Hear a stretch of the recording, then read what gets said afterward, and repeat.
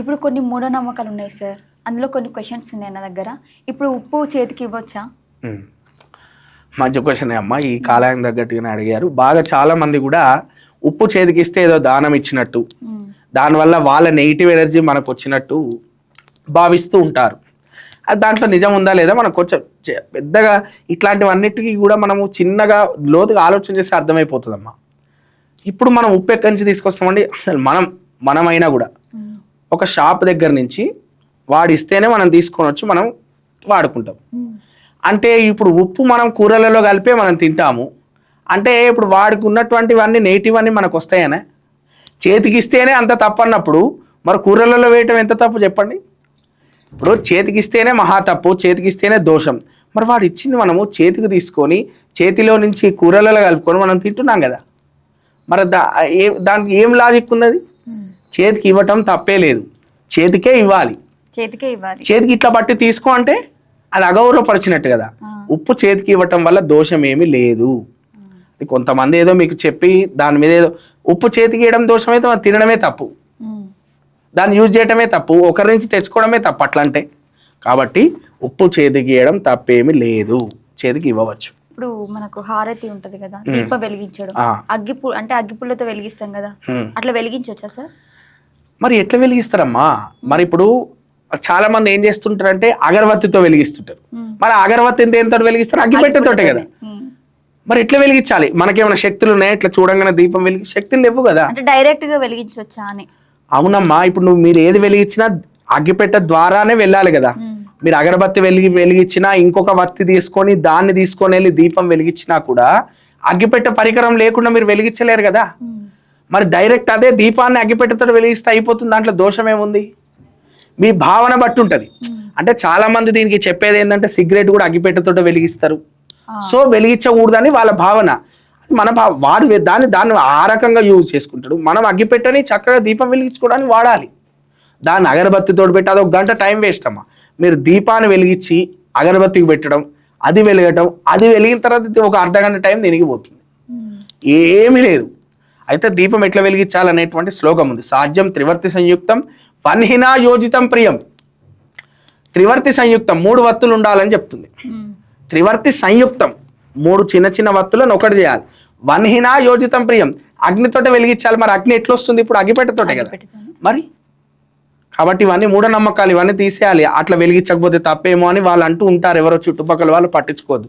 అగ్గిపెట్టతోటే దీపాన్ని మనం వెలిగించవచ్చును, ఓకేనా? అది దాంట్లో ఎటువంటి సంశయం లేదు. ఇప్పుడు మన ఇంట్లో దూలాలు ఉంటాయి కదా, దూలం కింద కూర్చోవచ్చా? ఇది కొంచెం పాత మనం వెళ్ళాలి. ఇంతకు ముందు మనకంతా కూడా గుడిసెలు ఉండేవి. ఇట్లాంటి బిల్డింగ్స్, అపార్ట్మెంట్స్ ఇవన్నీ లేవు.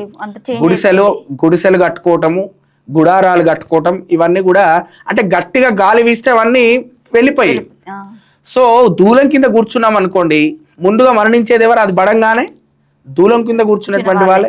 ఆ కట్టెలతో కడతారు కదా, అవి దాని కింద కూర్చుంటే ఏదైనా గట్టిగా గాలి వీచి దాని కింద కూర్చున్నటువంటి వాడు మొదట పోతాడు కాబట్టి వాళ్ళకి ఇబ్బంది అవుతుంది. కాబట్టి దూలం కింద కూర్చోవద్దని పూర్వంలో చెప్పేవాళ్ళు. ఇప్పుడు అట్లా లేదుగా పరిస్థితి. చక్కగా సిమెంట్ తోటి, సెన్నా సిమెంట్ అని, మంచిగా ఇండియన్ సిమెంట్ అని, మంచి మంచి సిమెంట్లతోటి మనం బిల్డింగ్స్ కడుతున్నాం. మరి ఇప్పుడు ఏంటి?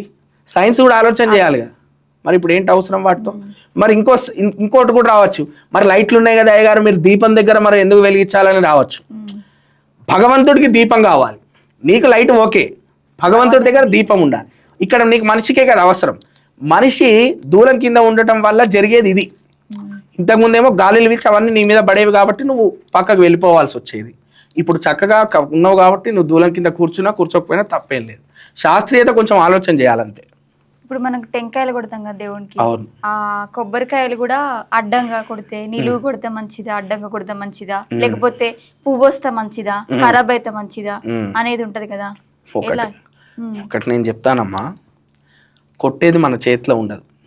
కొంతమంది నాలా బలవంతులు ఉంటారు, ఓకేనా? దాని ఒక్క గట్టి కొడతారు, 10 ముక్కలు అయిపోతాయి. అంటే 10 ముక్కలు అయితే 10 మంచి పనులు జరుగుతాయనా? అట్లయితే బలవంతులందరూ కొట్టిన వాళ్ళందరికీ కూడా 10 ముక్కలు అయితే అందరికి మంచి జరగాలి కదా.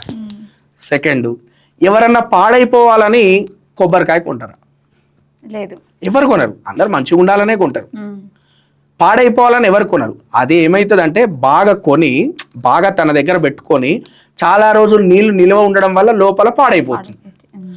దానికి మీరు చేస్తున్నటువంటి కర్మకి ఏమైనా సంబంధం ఉంది. అది కొట్టడం వల్ల పాడైపోయింది అనుకోండి, ఇంకో కొబ్బరికాయ కొట్టాలి అంతే. అది పాడైపోతే మంచిది, పువ్వు వస్తే మంచిది కూడా ఏం కాదమ్మా.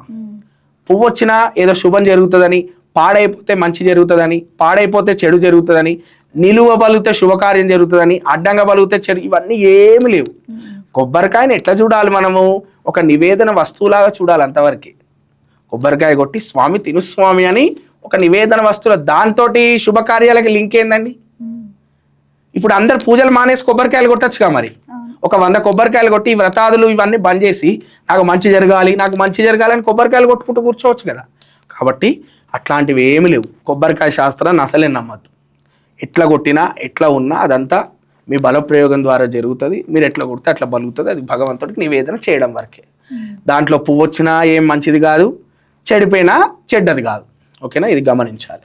నిమ్మకాయలు ఉంటాయి కదా, ఆ నిమ్మకాయలు ఒకప్పుడేమో ఎడ్ల బండి కింద పెట్టి వెళ్ళేది, ఇప్పుడు వాహనాలు కదా, మొత్తం వాహనాలు అయిపోయినాయి కదా, అట్లా పెట్టడం మంచిదేనా? అదేనా మాది పూర్వ సంస్కృతి, మనం మళ్ళీ ఇక్కడ కూడా పాటిస్తున్నాం సేమ్.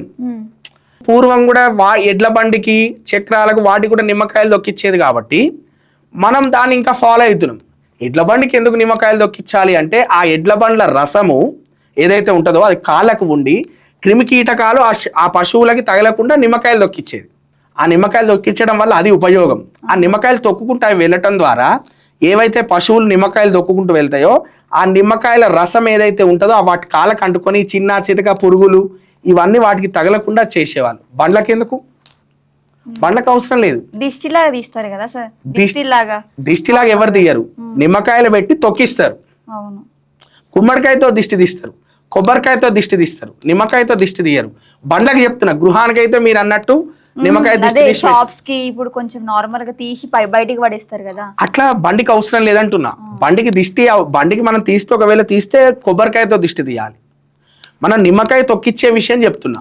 నిమ్మకాయ తొక్కించాల్సిన బండికి అవసరం లేదు. ఇంకా బండిని ఏం చేయాలంటే ఇంకా మంచిగా స్పీడ్ బ్రేకర్ల మీద ఎక్కించి దింపాలి. అప్పుడే దాని సామర్థ్యం తెలుస్తుంది. పాటించినా దానివల్ల ఇప్పుడు నిమ్మకాయలు తొక్కించడం వల్ల బండికి నష్టమేం లేదు కాబట్టి పాటించవచ్చు. కానీ నా ఉద్దేశం ఏంటంటే వదిలిపెట్టడమే నయం. అది వచ్చేటువంటి జనరేషన్కి మీరు చెప్పగలగాలి కదా. ఇప్పుడు నువ్వు వాళ్ళు అడుగుతారు రేపు పొద్దున మీ ఎవరో పిల్లలు వచ్చి ఎందుకు నిమ్మకాయ దొక్కించారు, మా సమానం చెప్పగలగాలి. చెప్పలేరు కనుక వదిలిపెట్టడమే ఉత్తమము. అంటే చీపురు మూలకు పెడతారు కదా సార్, చీపురు మూలకు పెడితే మూలకు పెట్టొద్దు, నార్మల్గా కింద ఇట్లా పెట్టాలని చెప్తారు కదా, అది కరెక్టేనా? అమ్మ, చీపురు అనేటువంటిది మూలకే ఉండాలి. అది ఇట్లా నించోనే పెట్టాలండి, పడుకోబెట్టద్దు. ఇప్పుడు పడుకోబెట్టడం ద్వారా అది ఇప్పుడు చీపురు అనేటువంటిది ఎప్పుడైనా తలుపుల సందులో పెడతారు. అది ఇట్లా పడుకోబెట్టడం ద్వారా వాటి నుంచి దాటడమో తొక్కుకుంటూ వెళ్ళడమో అవుతుంది. చీపురు లక్ష్మీదేవి స్వరూపం, వాటిని తొక్కకూడదు కదా.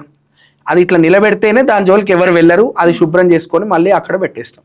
అడ్డంగా పెట్టడమో లేకపోతే ఇట్లా పడుకోబెట్టడమో దారి మధ్యలో ఇట్లా చేయడం ద్వారా వాటిని తొక్కుకుంటూ వెళ్ళడమో దాటుకుంటూ వెళ్ళడమో అవుతుంది. కాబట్టి అట్లా చేయకూడదు. మూలకి నించోనే పెట్టాలి, అది పడుకోబెట్టకూడదు. ఓకేనా? అది అట్లా చేయడం ఇంకా పడుకోబెడితేనే దోషం. చీపిరి లక్ష్మీదేవి స్వరూపం కాబట్టి వాటి నుంచి దాటుకుంటూ వెళ్ళడం తొక్కుంటూ వెళ్ళడం తప్పు. అవి నించోనే పెట్టాలి. అవి మరి ఈవినింగ్ టైంలో మనం డోర్స్ ఓపెన్ చేయాలంటారు కదా, అది కరెక్టేనా? ఈవినింగ్ టైమే కాదమ్మా, ఎల్లప్పుడూ డోర్స్ ఓపెన్ చేసే ఉంచాలి.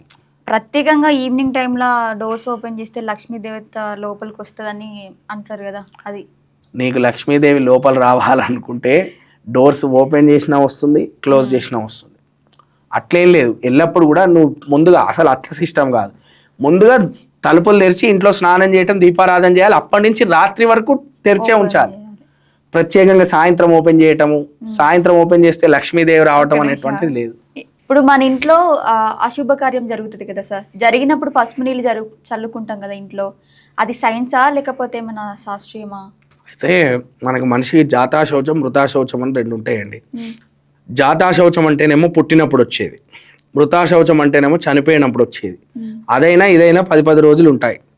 కొంతమంది 11 రోజులు వాళ్ళ కుల వృత్తులను బట్టి అవి చేంజ్ అవుతూ ఉంటాయి. శాస్త్రం అయితే 10 రోజులు. 10 రోజులు మీరు ఏది కూడా ముట్టుకోవడానికి వీల్లేదు.